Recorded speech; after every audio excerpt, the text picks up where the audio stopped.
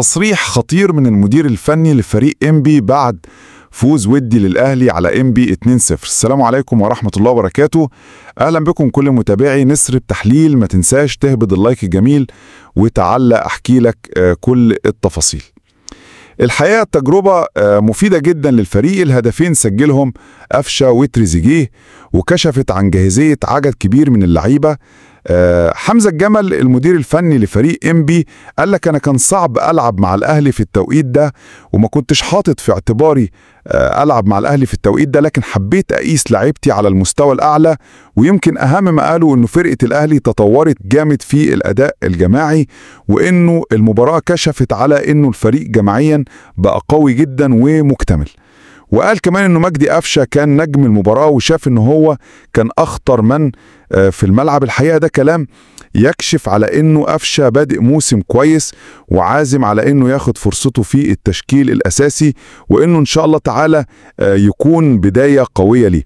الشوط الأولاني المستر خزيري بيرو لعب مصطفى شوبير ولعب محمد هاني يمين وشاكرا شمال وياسر إبراهيم وياسين مرعي، ولعب ديانج، ولعب قدام منه محمد علي بن رمضان وقفشة، ولعب في اليمين زيزو وفي الشمال بن شرقي والفروت شريف.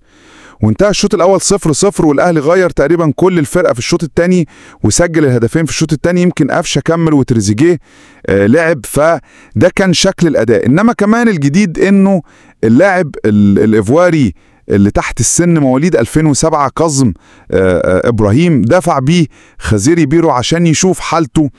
لاعب صاعد في القطاع وإيفواري، والحقيقة عنده قدرات جيدة حسب ما أكدوا لي حتى المدربين في قطاع الناشئين من السنة اللي فاتت، إنه متميز جدا في النواحي الدفاعية في نص الملعب وفي التكملة.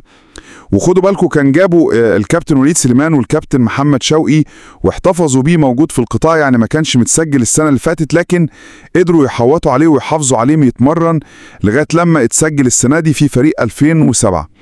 إن شاء الله تكون بدايته كويسة النهاردة ويكون إضافة نوعية كويسة في نص الملعب عشان برضو الناس ما تقلقش كتير على مشاكل نص الملعب.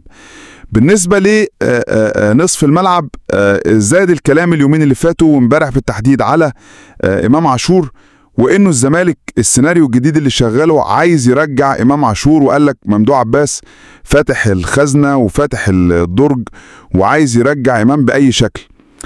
إمام عقده في النادي الأهلي كمان في 2 سنين، والمسألة مش مزايدة ولا ضغوطات، لكنه أشوف إنه هدفها الأساسي هز الاستقرار.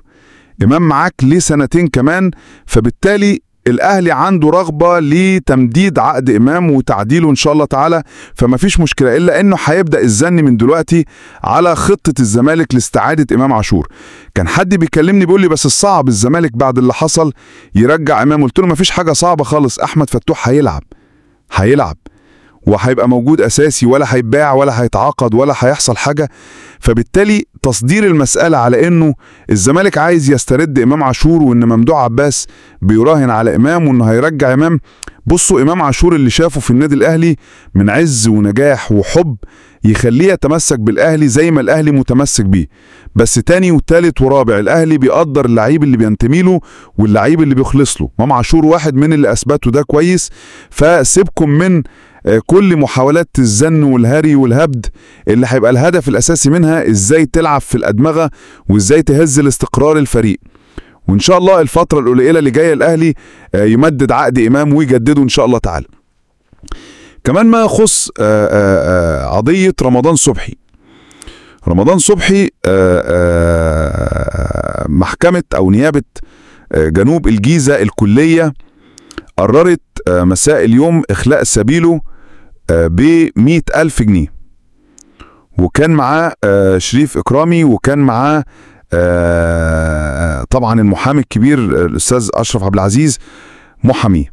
بصوا القضية قضية تزوير في أوراق رسمية، ورق امتحانات، فده تزوير في أوراق رسمية، لأنه حتى الولد اللي اتمسك بيمتحن مكانه في معهد السياحة اللي في أبو النمرس في جنوب الجيزة الولد محبوس من ساعتها.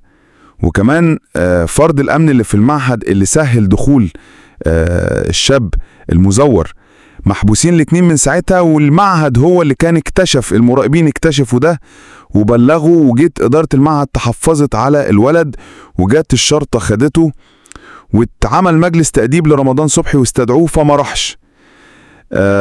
سؤال مهم جدا الناس بتقوله، طب هو ليه رمضان ما اتمسكش وهو خارج مسافر مع بيراميدز لتركيا؟ ليه اتمسك وهو راجع؟ الحقيقة بالسؤال ثبت انه التحري او الضبط والاحضار اتعمل له وهو مسافر. قرار الضبط والاحضار لرمضان اتعمل له بعد ما كان خرج وراح تركيا، فبالتالي كان متسجل اسمه على السيستم. مجرد ما جاي الفجر هو وشريف إكرامي تم اقتياده والشرطة تحفظت عليه 6 ساعات النهاردة في نيابة جنوب الجيزة الكلية. واجهوه بالشاب المزور، الشاب اللي دخل الامتحان مكانه. هو رمضان لما قالوا انه معرفوش كان صادق، لانه ثبت انه في حلقة وسيطة واحد صاحب كافيه في المقطم هو المقاول بتاع الشغلانة، هو اللي ضم ده بده وهو اللي واخد الفلوس وهو اللي موصل المسألة ببعضيها، والشرطة راحت تقبض عليه كان هرب، لكنه مطلوب ضبطه وإحضاره. فإخلاء سبيل رمضان ب100,000 جنيه كفالة. القضية غالبا القيد الوصفي بتاعها جناية، انه دي محررات رسمية. قضية رخمة مش سهلة، ربنا يفك أسره ويحل أزمته، لأنه الحقيقة أشوف إن ده كلام كمان عبث كبير جدا. رمضان واخد ثانوية عامة ومانيش عارف مضطر لده ليه. يعني ما يا إما ندرس بجد يا إما نلتحق بالمعهد ونمتحن، لأنه بقاله 3 سنين ولا 4 تقريبا وما بيخشش الامتحانات. فالحقيقة عملية برضو مش مفهومة، وأتمنى إن ربنا يفك زنقته إن شاء الله. ده بالنسبة لموضوع رمضان صبحي. الأندية كلها وهي بتواصل الاستعداد للدوري، قضية تسجيل اللعيبة والعقود في اتحاد الكورة والرخص مسألة عايزة حل وعايزة شيء من الشفافية شوية. وأنا قلت لكم النادي الأهلي بالنسبة له مسدد كافة الالتزامات الضريبية اللي عليه الدولة، وإنه حتى العقود اللي عنده، العقود التجارية الخاصة باللعيبة، مستحقات الضرايب فيها مدفوعة كاملة، ومصلحة الضرايب تعرف ده كويس جدا. إنما وحتى التزامات الأهلي تجاه اتحاد الكرة من نسب العقود ومن ضريبة رسم التنمية وأيضا رسوم التسجيل في اتحاد الكرة متسجدة بالكامل. نادي الزمالك فيه 4 أندية أو 3 4 لغاية دلوقتي ما خدوش الرخصة. الزمالك رخصته اللي ياخدها عشان يشارك في أفريقيا وعشان يكمل هنا عليه 40 مليون جنيه من الأول، وعليه 40 مليون جنيه رسوم القيد الجديد، يعني رخصته تساوي 80 مليون جنيه. لا جدول ولا سدد. ويمكن كان في وسطاء كتيرة تدخلوا لصالح جون إدوارد المدير الرياضي للزمالك، وبيلقى دعم من بعض الأطراف الفعالة في اتحاد الكرة علشان المسألة تمشي، لكن لا تم جدول ولا تم سداد. ودي برضو مسألة لما بيتقال يا جماعة كله يسدد التزاماته ويرجع يتقال طب الأهلي ليه بيطالب الأهلي مدام أي نادي هيلتزم من حقه يطالب إنه النظام يسري على الجميع ويطبق على الكل. فاركو عنده مشكلة في القيد، الإسماعيلي عنده مشكلة في القيد، الاتحاد السكندري هو الآخر لسه ما سددش اللي عليه لزوم القيد أو لزوم الترخيص. فدي مسألة أتمنى أن اتحاد الكرة، ومعرفش ليه احنا دايما بعاد قوي على حتة الشفافية والوضوح. يعني يا جماعة ده مال عام يكون مستحق على الأهلي، يكون مستحق على الزمالك، على إنبي، على إسماعيلي، على غيره. ليه ما يبقاش فيه وضوح؟ الأندية دي ما هو الزمالك كل يوم بيضم لعيبة جديدة، وما شاء الله يعني على رأي عبد الواحد السيد قال لك احنا سددنا 1,400 مليون جنيه ديون. طب ما بجملة تتسدد ديون اتحاد الكرة اللي هو مال عام اللي فيها جزء كبير للضرائب ورسم التنمية تتسدد للدولة، لانك بتتكلم على 40 مليون جنيه ادي قديمة و40 مليون جنيه جديدة، بتتكلم على 80 مليون. هل هيدفع ال 80 مليون؟ هل هيجدول جزء ويسدد جزء، ولا هياخد الرخصة زي كل سنة على ضمانة اي مسؤول في اتحاد الكرة؟ برضو مش محدش هيعرف حاجة، لانه في الغالب محدش بيقول حاجة.